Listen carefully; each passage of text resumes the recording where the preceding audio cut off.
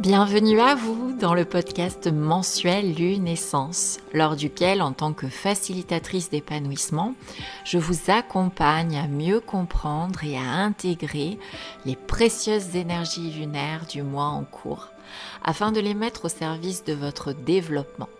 La lune regorge de trésors et je vous aide à les saisir. Bonjour à toutes et tous, je vous espère en forme en ce début de mois de printemps. Je vous retrouve aujourd'hui pour parler des énergies lunaires du mois de mars 2024. Tout d'abord, je tiens à vous préciser que si vous souhaitez avoir des détails sur la manière dont se déroule un cycle lunaire complet et savoir comment vous en servir pour votre développement personnel, je vous invite vivement à visionner ma vidéo à ce sujet. Vous trouverez le lien en description sous ce podcast. Pourquoi s'intéresser plus particulièrement à la Lune ? Eh bien, nous avons tous une part de féminin appelée yin et une part de masculin appelée yang en nous. Le but de chacun de nous, pour nous sentir bien, c'est de trouver son propre équilibre entre les deux. Le yang ayant été surdéveloppé par nos sociétés modernes, nous avons bien souvent perdu le chemin qui mène à notre yin. Celui du lâcher-prise, de l'écoute de soi, de son corps, de ses besoins, de ses émotions, de son intuition également. Celui du pardon, de l'amour sans condition, du partage, de l'écoute des autres, du silence, de l'introspection, de la douceur, de la bienveillance avec soi comme avec les autres, de la lenteur. Et la lune est l'astre féminin par excellence, tel que le soleil l'est pour le masculin. Elle revêt un aspect plus intime, plus intérieur, plus confidentiel. Elle illumine les endroits sombres en nous pour y apporter de la lumière. Son cycle de 29 jours est donc précieux dans notre développement personnel. Il peut nous aider à avancer sur notre chemin de connaissance de soi, d'acceptation de soi sans condition, d'amour de soi et donc d'épanouissement.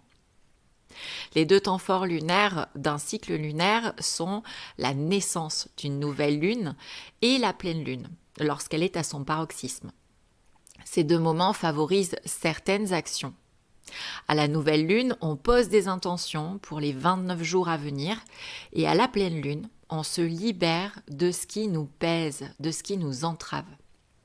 Ces cycles de 29 jours nous permettent de découper nos objectifs à long terme en petits objectifs et de nous amener progressivement vers nos envies et même nos rêves. D'autre part, chaque jour où a lieu la naissance de la lune et de la pleine lune se teinte d'une vibration, celle du jour civil. Cette vibration donnera une direction à emprunter et c'est cette direction que je souhaite vous délivrer dans ce podcast d'après les enseignements de la numérologie stratégique. Je vous encourage évidemment en complément à aller écouter mon podcast sur l'énergie du mois et à visionner ma vidéo sur l'énergie de l'année, dont vous trouverez les liens en description ci-dessous. Parce qu'un jour appartient à un mois et à une année. Il est donc important de combiner toutes ces énergies pour en faire ressortir la quintessence et en tirer les meilleurs bénéfices. Une petite précision supplémentaire, l'énergie de la nouvelle lune et celle de la pleine lune sont présentes jusqu'à 48 heures avant et après l'heure que je vous indique. Donc vous pouvez réaliser tous vos rituels durant ces 4 jours. L'intensité sera toujours plus forte les heures précédentes puisque l'énergie est en train de monter.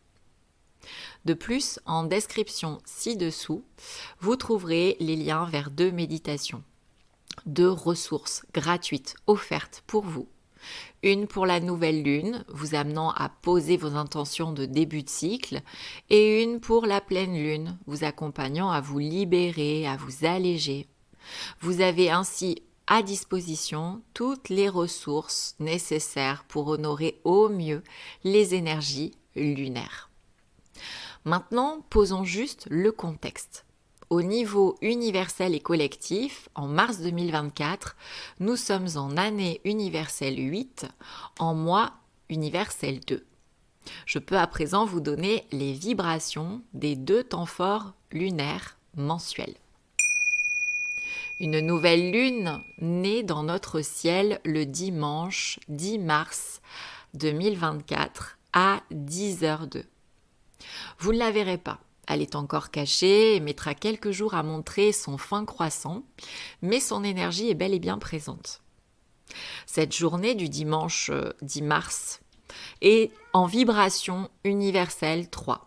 La vibration du nombre 3 en temporalité numérologique représente l'éclosion, le fait de créer sa vie en communiquant de manière constructive et authentique, en créant des liens profonds et sincères avec les autres.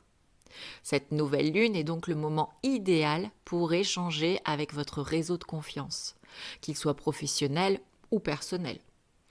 Également pour annoncer une nouvelle, pour partager, pour communiquer. C'est aussi le moment opportun pour exprimer votre créativité. Apporter votre regard neuf et innovant sur une situation, un projet, une idée, une mission.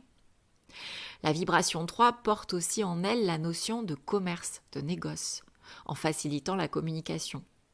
Donc si vous avez des affaires à réaliser, des négociations à mener, la vibration de cette nouvelle lune vous y accompagne. N'oublions pas l'aspect le plus fun du nombre 3, la joie, le divertissement, le jeu. Cette nouvelle lune revêt un aspect enfantin. Elle est l'occasion idéale de mettre du plaisir et de la joie véritable dans tout ce que vous faites. Alors faites ce qui vous fait sourire, ce qui vous fait rire, jouez, divertissez-vous, amusez-vous. Vous pouvez même utiliser l'humour qui va si bien à cette vibration. En conclusion, la vibration 3 de cette nouvelle lune nous donne à la fois l'aisance, le charisme et la sociabilité pour poser des intentions nous amenant vers le développement de liens humains authentiques et porteurs, et vers de belles créations au service de notre éclosion. À vous maintenant de poser des intentions en ce sens dans tous les domaines de votre vie. La pleine lune, elle, aura lieu le lundi 25 mars 2024 à 8h01. Et c'est un jour en vibration universelle 9. Cette vibration convient parfaitement à celle de la pleine lune, car le 9 est le dernier nombre d'un cycle, donc l'aboutissement, la fin, le bilan. Et la pleine lune est le moment des demandes de libération par excellence. Ces deux énergies combinées nous mèneront donc à nous alléger de ce qui n'est plus nécessaire pour nous, de ce qui est obsolète, désuet, toxique, non porteur, non aligné. Et si nous suivons cette recommandation, la reconnaissance viendra à nous pour tout ce que nous faisons de bon pour nous-mêmes et les autres. Car la vibration 9 est intensément imprégnée de bienveillance et d'empathie et également tournée vers l'humain avec un grand H et le monde avec un grand M. La fin de ce cycle lunaire sera parfaite pour conclure une démarche, faire aboutir un projet sur lequel vous travaillez depuis longtemps, mettre fin à un conflit, une mission, une relation, un projet. Ce n'est pas le moment d'initier, c'est le moment de conclure, d'aboutir. Donc évitez tout nouveau projet. Attention également à l'hyper-émotivité. Que ce soit l'énergie de la pleine lune ou celle du nombre 9, elles concourent toutes deux à faire exploser notre baromètre émotionnel. Donc si vous ressentez de la fatigue, de l'énervement, de la tristesse ou toute autre émotion désagréable, dites-vous que c'est normal et que cela va passer très vite. Prévoyez alors un temps d'écriture, de méditation, d'activité physique et ou artistique, des huiles essentielles, des fleurs de Bach, un cours de yoga, pour vous libérer de vos ressentis inconfortables au lieu de les faire subir aux autres et de risquer des conflits. Gardez bien à l'esprit que la pleine lune vient mettre en lumière des parts de nous que nous avons cachées dans l'ombre, car nous les jugeons peu convenables, pas aimables. Peut-être ces émotions sont-elles liées à ces parts de vous-même que vous taisez, que vous n'autorisez pas à faire émerger. Observez bien cela et vous en apprendrez beaucoup sur vous.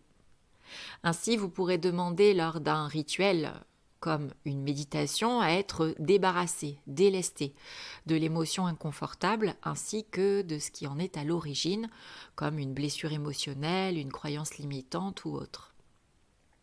J'espère que ce podcast lunaire vous aura plu et surtout qu'il vous aidera à mieux comprendre ce qui se joue lors de ce nouveau cycle lunaire de Mars.